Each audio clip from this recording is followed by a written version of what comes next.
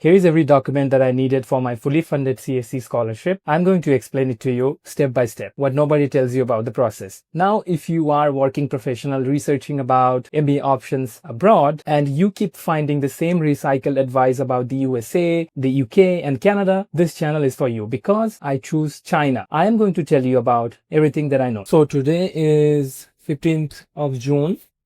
I am going to take you to a journey.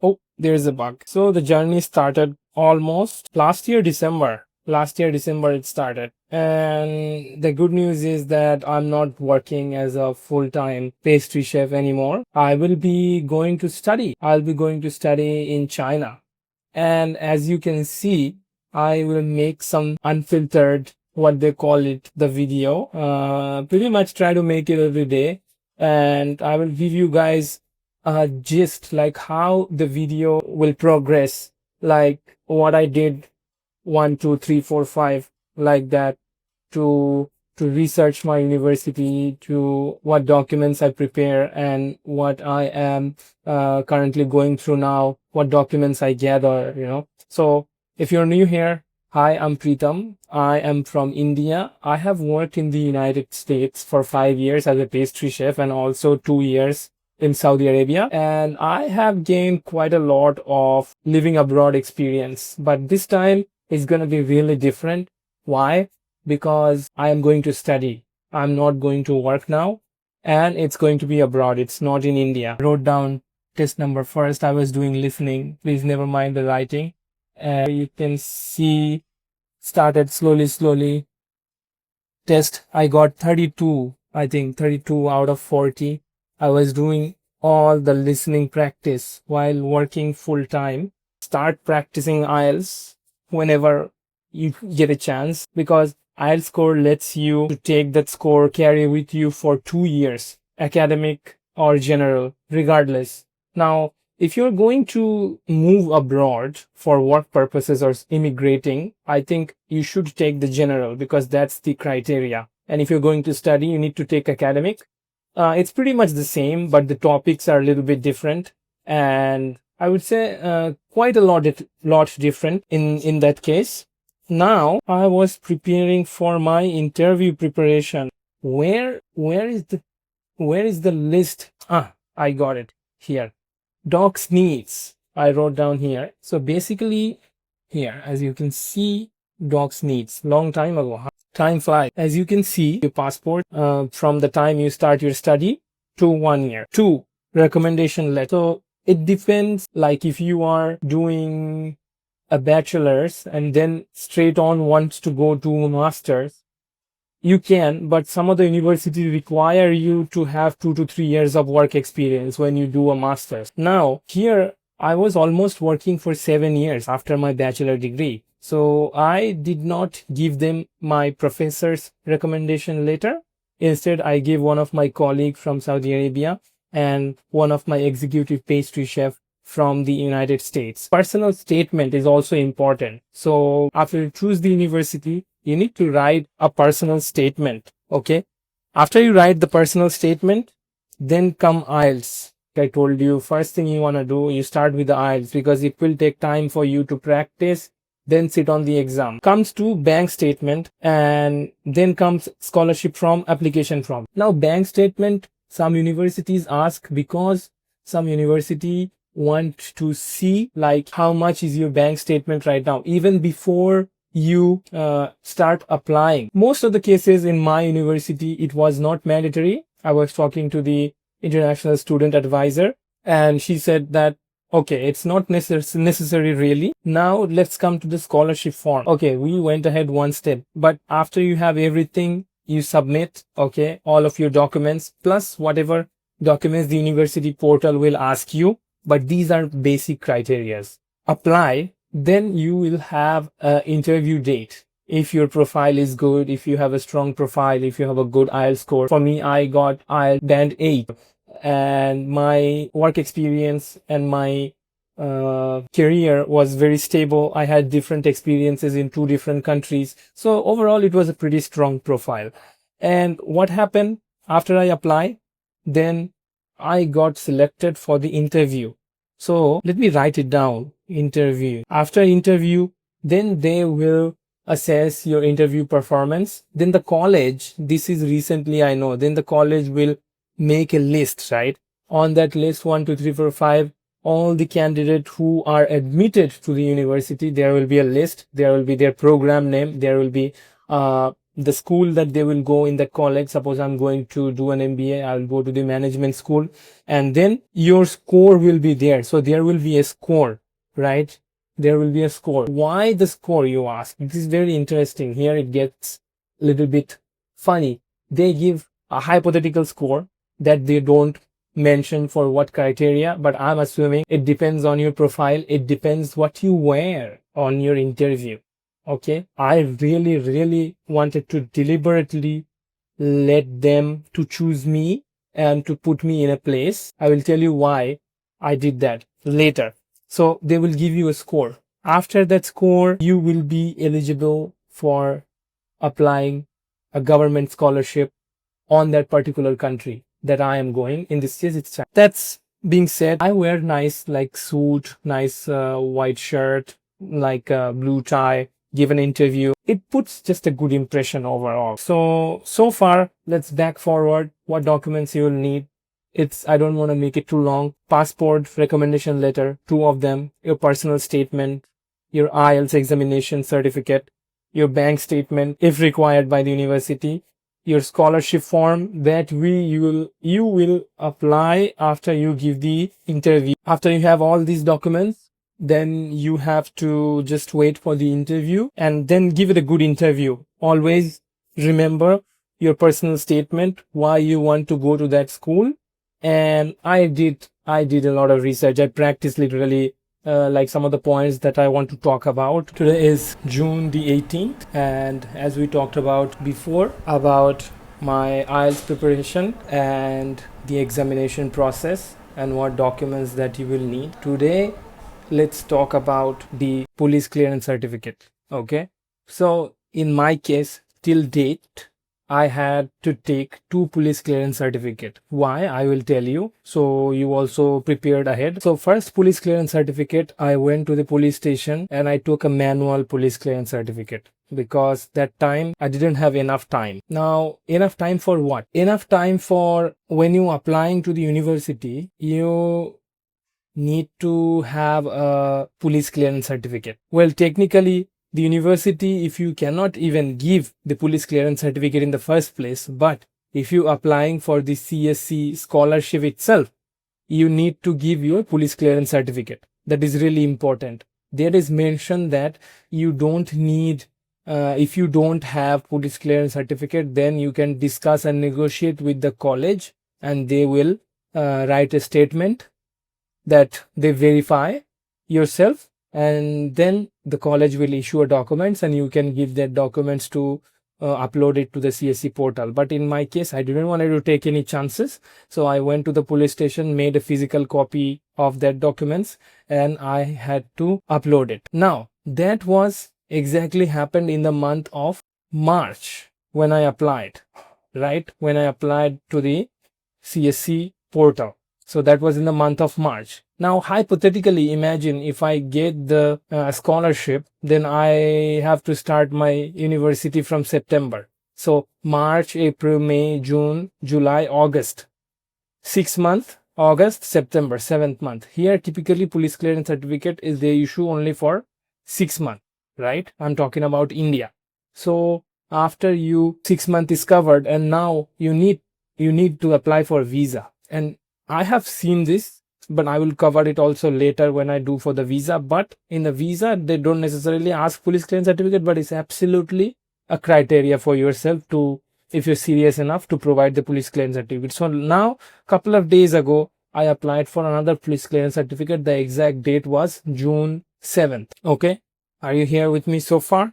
So I applied it via online. If you are an Indian national, as you know the process, either you can go to the Passport Seva portal or you can go your state government police website. For our case, I just had to pay 300 rupees and they issued me the certificate within 7 to 8 days. Okay. And what I upload, you need to put a criteria remember to put your passport number in the police clearance certificate, because it will be mentioned when you get the actual file. And you can just upload. For my case, what I did, I just uploaded my JW201 and there was no issue. They didn't call me for verification because it was already verified by my Aadhaar. So yeah, that was the process. It got streamlined very nicely. I didn't want to take any chances, so I had to go through, take the police clearance certificate twice. Now, let's talk about the next document that you will need, and it absolutely must, is a foreigner's medical examination record. We will talk about that tomorrow. Today is 19th of June, and let's talk about the foreigner medical certificate test form. So everything will go step by step, right? Suppose first that we talk, you started your IELTS practice, you gave the IELTS examination, because it gives you 2 years of time. So after you get your IELTS certificate with a desirable score, you apply for the university. And after you apply for the university, you fill up everything, that the documents that you need, and now you got selected for an interview. So after you selected for an interview and hypothetically you give the interview, you need another crucial document for yourself. It is absolutely needed for scholarship, and you will not get the scholarship if you don't have this document. I had absolutely worst time. I will tell you my story. This happened. My interview was 13th of March. Okay, 13th of March my interview, and the university made a decision on 18th of March. After they made the decision that I was selected and they will nominate me for the government scholarship, so that day they send me two things. One, a pre-admission letter, which is really needed and which we will talk about later. Another one was a PDF of a foreigner medical certificate, medical examination form that I need to fill it up. Now you might ask, how did I fill it up? Did I fill it up by myself? The answer of this question is no. I had to go to a hospital, and I have heard so many things about this on the internet. Oh, this hospital have to be governmental, blah, blah, blah. And I don't think so. You need to go to a nice and proper hospital where all the tests will be available, where if there is doctors available, much better. I went to a hospital 45 minutes away from my place, a private hospital, but it cost me quite a lot of money, almost 7 to 8,000 Indian rupees, if I'm not wrong. I went there. I made an appointment with a general physician. Here what you will do to fill up that form. You will need to make an appointment with a general physician, and after you make the appointment, the general physician, you will tell him your situation. You will show him the form. I showed my form to him. He saw the form, and then he will prescribe the test that you need. And he gave me a lot of freaking tests. So I had to do the test the entire day. First the ECG, then the blood test, then the ultrasonography test, and then I had to eat and wait for 2 hours to another blood test. So that was quite a lot. But remember, you need those tests, because those test report you need to take picture along with the format of the form, and you need to upload it to the government scholarship portal. So this is not the finish line. Okay, so after you get your test done, that day the doctor will write down, as you will see the form, the doctor will write down that okay, these are fine, all the results are okay. At the end of the comment section, have to write medically fit to study or medically fit. In my case, it was written medically fit, and the doctor will have to do a signature with his stamp bearing his resignation number. Now here is another thing. You need to put a photo on that stamp, on that document, right? And the hospital must use a seal on the corner of your photo and at the bottom of the comment section. You will understand when you see the form, but I'm just telling you, this is a must. Your photo need to be upper style. So here's the thing. You understand, the university sent me the documents. I had to go through the documents. I had to go to the hospital, and then I asked the doctor, paid the fees. The doctor gave me the lists, what results, what test I need to do. And then I go to the hospital test section. I did all the tests, spent the whole day. After that, the result, I went to the next day.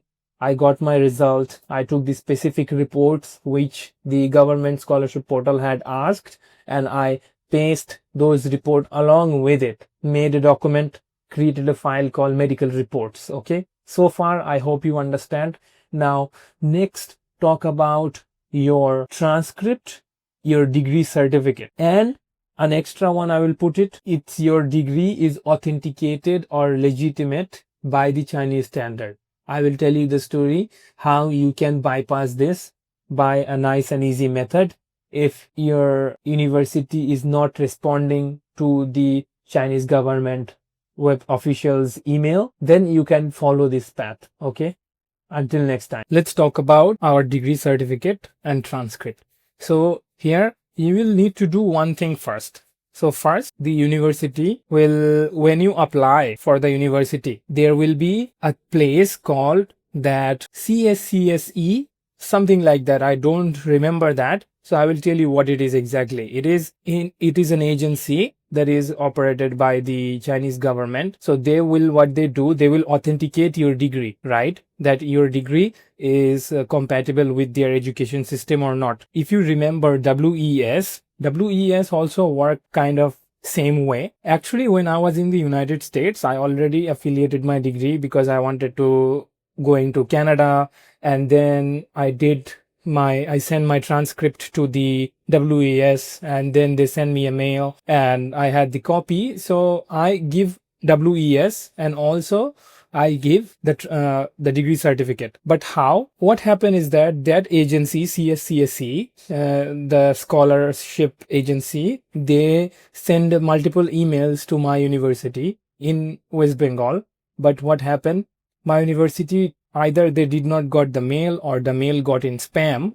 So it was kind of a, how can I say this? It was like unfortunate. So what happened then, I had this idea. I talked with my college and the college says, okay, you don't need to put it right now, put it like submit it in the form right now on the application form.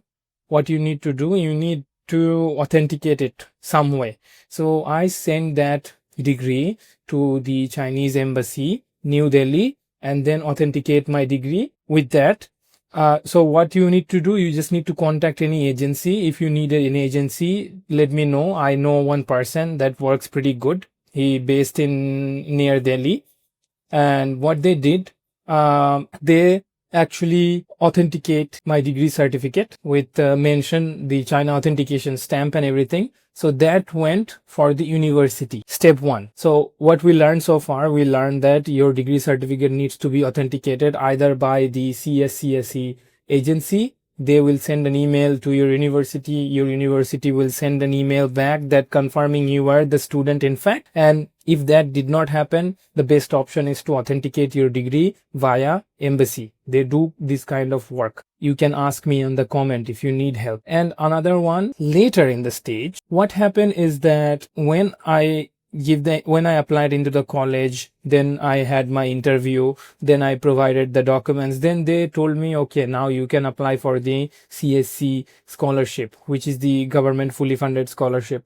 When I went to that website, there was a plethora of documents that I need to gather, as we talked about. So what happened is that I needed to notarize my documents, which was my degree again, my college education degree, my graduation degree, and my graduation transcript. I went to a district court and I make an affidavit of a notary. What you need to do when you are applying, remember this is non-negotiable. You need to take a printout, take a scan copy of your degree attached with that notary, and also you need to take a scan copy of your transcript and attached with that notary copy. If you need the format, you can also ask me. I can help you with the format, and that's how I did it. Okay, so basically actually two things, but different ways. One, that your degree certificate needs to be authenticated by the CSC, and either if you cannot able to do that, you need to do it with the embassy. And the second is, if everything goes right and you get to apply to the scholarship after being nominated by the university, then you need to notarize your degree certificate and transcript. I hope you understand so far. Today is June 26th, and let's cover today the 2 remaining documents. So in the first, when the video started, you saw a checklist of what documents that I needed to apply the CSC scholarship. From that checklist, I think we have only 2 left, which is your study plan and the pre-admission letter. Now let's cover the study plan first. So the study plan, for that, you have to research. First, I will tell you how I did my research. I definitely go online and see a different study plan formats and how you can write them. Basically that just like a SOPs of a study plan. And then after I research about them, I went to online ChatGPT, and then I put some bullet points and ask about how can I expand, where can I expand, and then I completed the study plan. Now what you need to know about the study plan is what I learned is about my experience in the beginning, and then why I am choosing the program, why I am choosing China in particularly, why I'm choosing that particular city, and what value that I will bring, what I can offer, and why I think this program is important for me, and how I get benefited from it, and how I can add value to the cohort, right? All in all, you will need a good study plan. You can ask me any comments about how I wrote down. I can write it down on the comment section about the bullet points, like how you can write it. And the next one comes the pre-admission letter. You will see at the very end, you will see pre-admission letter, which is supposed to be issued by the university. And why I say this important, because this just like a gold. This is like a gold. This is the university have already accepted you after you submitted the application to the university, paid the fees, given your interview. Then initially the university made a decision and they have selected you for admission. And then they will provide you with a document called a pre-admission letter. And that document you need to upload it as a proof that university is indeed have nominated you and given you this pre-admission letter. So this is very important. That was basically it. But what happened after? It was a long silence month, almost like 46 to 45 days I had to wait in silence. It was tough, but finally good thing happened.